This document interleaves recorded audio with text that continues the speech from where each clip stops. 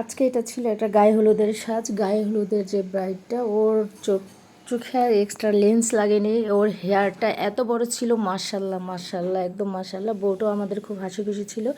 এটা হচ্ছে বউদের সাজের বেলা যারা কন্ট্রাক্ট করতে আসে, এরা তো জানে না যে একটা বউ সাজের পিছনে কত পরিশ্রম থাকে, কতগুলো আইটেমের মেকআপ থাকে এবং কতটা সময় লাগতে পারে। এটা জানে না বলে এরা কাজ নিয়ে দরদাম করে। আসলে পরিচিত মুখগুলোর মধ্যে হয় কি, আমাদের ওইভাবে আমরা করতে পারি না। যেহেতু আমরা আর্টিস্ট, আমাদের কাজটা করতে হবে, এটা আমাদের একটা নেশা। মানে যেমন পেশা, তার থেকে বড় হয়েছে নেশা।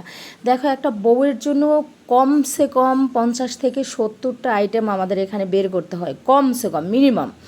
তার উপরে আছে এরা আবার যে পোশাক আশাক নিয়ে আসে, আর যদি হয় গায়ে হলুদের, তাহলে তো বলাই বাহুল্য। কারণ গায়ে হলুদের সাজের মধ্যে হিউজ পরিমাণ ওদের ফ্লাওয়ার্স গহনা থাকে। তারপর হচ্ছে বিভিন্ন ফুল টুল দিয়ে মানে একদম ভরে রাখতে হয়।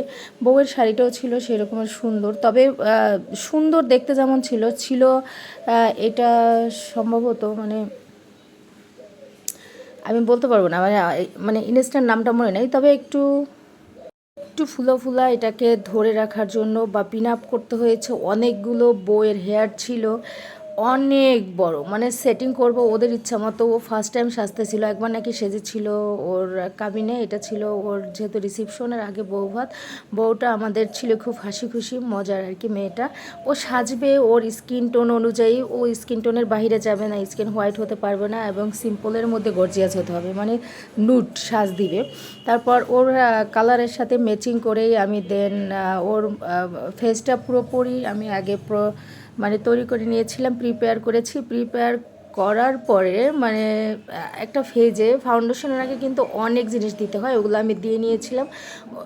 তারপরে হচ্ছে ফাউন্ডেশন, কনসিলার সব কিছু দিয়ে দেন সেট করে তারপর হচ্ছে এখন আমরা লিপস্টিকে যাচ্ছি। যদিও আমরা হেয়ারে ধরি না এখনও, হেয়ারটা করতে আমার অনেক পরিশ্রম হয়েছে। হেয়ার করার পরে আমি হাতের ব্যথায় জাস্ট বুঝাইতে পারবো না যে আমার কতটা কষ্ট হয়েছে। এটা হচ্ছে আমাদের বউয়ের ফাইনাল লুক। যদিও ফাইনাল লুকে আসি নাই এখনও, আইলাইনারটা দেওয়া বাকি ছিল, বউয়ের চোখের নিচে কাজল দেওয়া হয়নি, দেয়নি।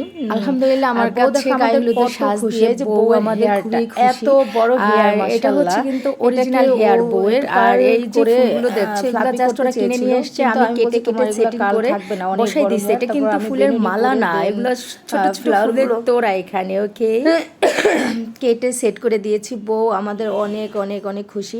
আর বউয়ের গলার যে গহনাটা, মানে ছোট যে গহনাটা চিকটা, ওটা আমরা পরাইতে পারি নাই, দেন ওর আগে খেয়াল করি নাই। তো দেখো আমার বউটা কেমন হয়েছে, তোমরা কমেন্টস করে জানাই।